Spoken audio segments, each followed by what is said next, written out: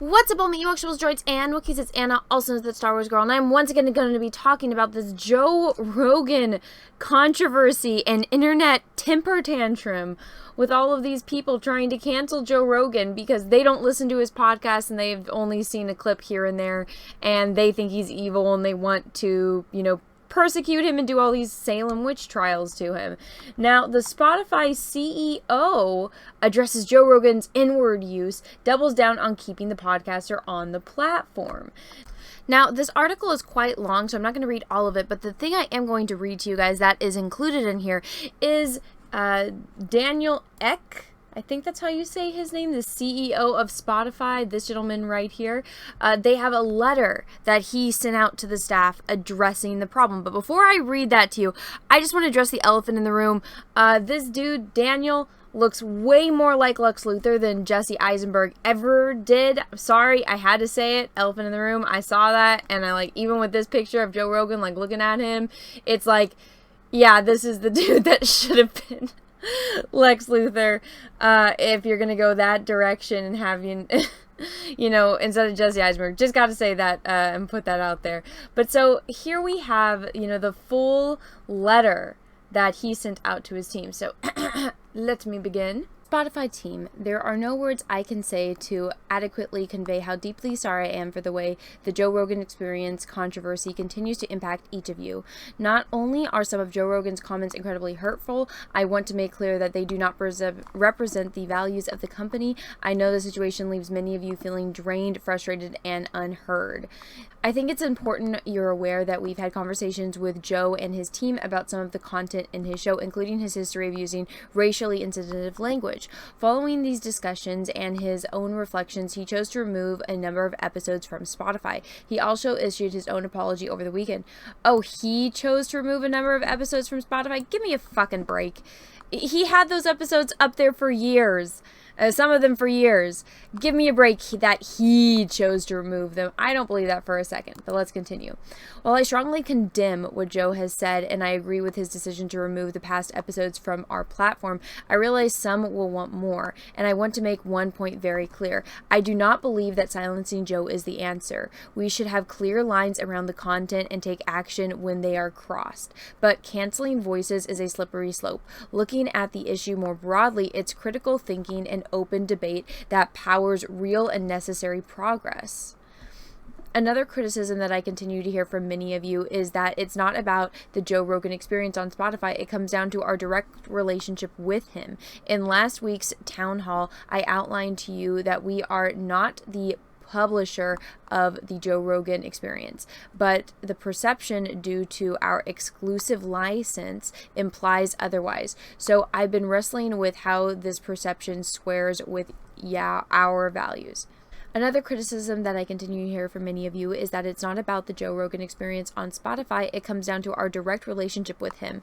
In last week's town hall, I outlined to you that we are not the publisher of Joe Rogan Experience, but perception due to our exclusive license implies otherwise. So I've been wrestling with how this perception squares with our value. If we believe in having an open platform as a core value of the company, then we must also believe in elevating all types of creators, including those from underrepresented communities and diversity of backgrounds. We've been doing a great deal of work in this area already, but I think we can do even more. So I am committing to incremental investigation of the $100 million for licensing, development, and marketing of music, artists, and songwriters and audio content from historically marginalized groups. This will dramatically increase our efforts in these areas. While some might want us to pursue a different path, I believe the more speech on more issues can be highly effective in improving the status quo and enhancing the conversation altogether. I deeply regret that you are carrying so much of this burden. I also want to be transparent in setting the expectation that in order to achieve our goal of becoming the global audio platform, these kind of disputes will be inevitable. For me, I come back to centering on our mission of unlocking the potential of human creativity and enabling more than 1 billion people to enjoy the work of what we think will be more than 50 million creators. That mission makes these clashes worth the effort. I've told you several times over the last week, but I think it's crucial we listen carefully to one another and considering how we can and should do better. I've spent this time having lots of conversations with people inside and outside of Spotify. Some have been supportive while others have been incredibly hard, but all of them have made me think. One of the things I'm thinking about this, what additional steps we can take to further balance creator expression with user safety. I've asked our teams to expand the number of outsider experts we consult on these efforts and look forward to sharing more details. Your passion for this company and our mission has made a difference in the lives of so many listeners and creators around the world. I hope you won't lose sight of that, its ability to focus and improve Spotify even on some of our toughest days. That has helped us build the platform we have. We have a clear opportunity to learn and grow together from this challenge, and I am ready to meet it head on. I know it is difficult to have these conversations play out so publicly, and I continue to encourage you to reach out to your leaders, your HR partners, or me directly if you need support or resources for yourself or your team. Daniel. All right, now just reading this and taking it for face value, it seems like everyone that works at Spotify is just a bunch of sensitive pussies. Like, oh my gosh. So Joe Rogan, who they spent $100 million on to get the exclusivity deal so he would be on their platform.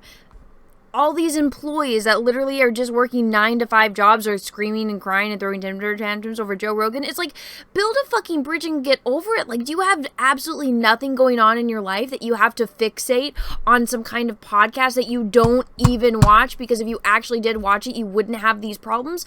Grow the fuck up. There is so much other shit going on in the world, and you're sitting here screaming and crying and throwing a temper tantrum and going over on Twitter going, Joe Rogan is on Spotify! Oh my God, we need to cancel him. We need to get him off this platform. It's the end of the world. Ree! And these are the same people that, are still freaking out over, stuff going on in the world. And it's like, with all of this going on, this is what you fixate on. It doesn't make any sense to me.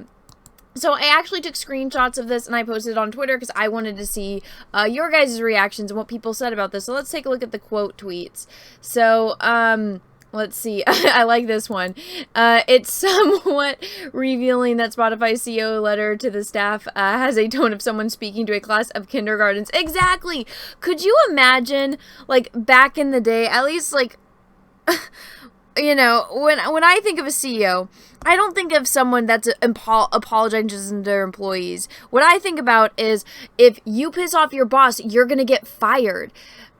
So the fact that we live in this day and age where the CEOs of companies are apologizing to their employees because they didn't like a podcast, it's like, oh my God, again, I'm going to say this over and over, build a fucking bridge and get the fuck over it. You really must have absolutely nothing interesting or, real life issues if you're fixated on some guy that you don't even know that has a podcast.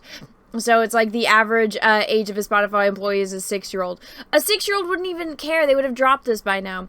The epitome of cancel culture resulting in self-censorship. Spotify is run by wolf in sheep's clothing. Spotify is obliterated. I don't want to get in political. Fuck them. I hope they experience real life hardship so they can stop being little bitches. That's my take. Hope it helps. I don't wish any kind of real life hardship on anyone, but this dude has it exactly right. If they had actual real life problems going on, they wouldn't be bitching about Joe Rogan's podcast. It kind of blows my mind how many people just don't have lives and they fixate over on something that's on the internet that really has no connection to them in any way, shape, or form. Again, the people that I've seen complain the most about this are the people that don't actually watch this podcast. And I've had some people go, Anna, why have you made so many videos on this topic? It's like, because I actually watch this. I actually listen to this. And so when it's something that I actually listen to and watch, same thing with Star Wars, guys. It's like the people that were saying shit about Luke Skywalker, those people never even fucking watch Star Wars until it became trendy. And they're like, oh my God, Kylo Ren is so cute. Oh my gosh, Luke Skywalker. Anyone that doesn't like The Last Jedi is a bigot and you're not a real Star Wars fan. And I'm like, bitch, you were the one that was laughing at me, when I was in high school and I dressed up on May the 4th like Princess Leia and y'all fucking made fun of me. And I'm like, no, it's May the 4th be with you. And you're making fun of me. Okay. And then now they're like, oh my god, I have a lightsaber. Oh my god, look at my Star Wars tattoos. Oh my god, Ahsoka's the greatest thing ever. Oh my god, Kylo Ren. Oh my god, Rey. And it's like, yeah, y'all are fake. And we see right through that. And the fact that all of these people are screaming and crying, they're temper tantrum over Joe Rogan, it's like you don't even watch a show. And I said this in my Elvira video. Elvira had a post, and I'm like, you do realize you agree with Joe Rogan. What you just tweeted and is your reason behind canceling him is literally what he does on his show. Like, what you just said you want is what he does. And what you say he's against, or what you say you're against, he doesn't do. But no, it's too hard to actually watch a podcast or listen to a podcast because he does, like, what, the 2.5, 3 hours, sometimes 4 hours. He has a long formatted show. So the fact that these people, you know, they just want to cancel anything. It's just the mob. It's the mob mentality.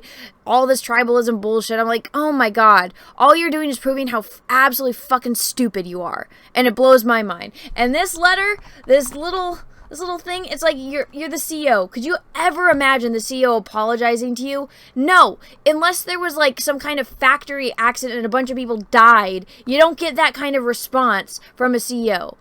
It's like you should be afraid of the CEO so that way you don't lose your job. But people get so entitled nowadays and they can go and complain to HR. It's like you don't even really care. If you actually cared about this company, you would care that Joe Rogan is making the company money. But they don't. They all only care about themselves and their little itty bitty pathetic opinion on their little Twitter pages. It's bullshit. It's stupid. And this is ridiculous. But yeah, it is like it's directed at a kindergarten class. Anyways, everyone, let me know what you think about all of this in the comment section below. If you like this video, go ahead and smash the like button. If you didn't, that's okay too. Thank you so much for watching this far through. I really appreciate it.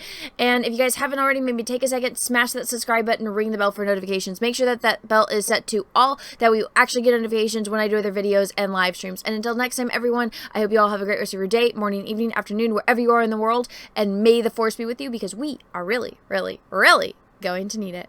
Bye, everyone. Once again, thank you so much, everyone, for watching my channel and my content. And if you would like to support me further, go ahead and check out my Etsy, The Art of Anna TSWG, where I sell prints of my original oil paintings and drawings. I have a variety of characters, from landscapes to horror villains to Star Wars characters, DC and Marvel. So go check that out, and everyone, have a wonderful day. Thank you.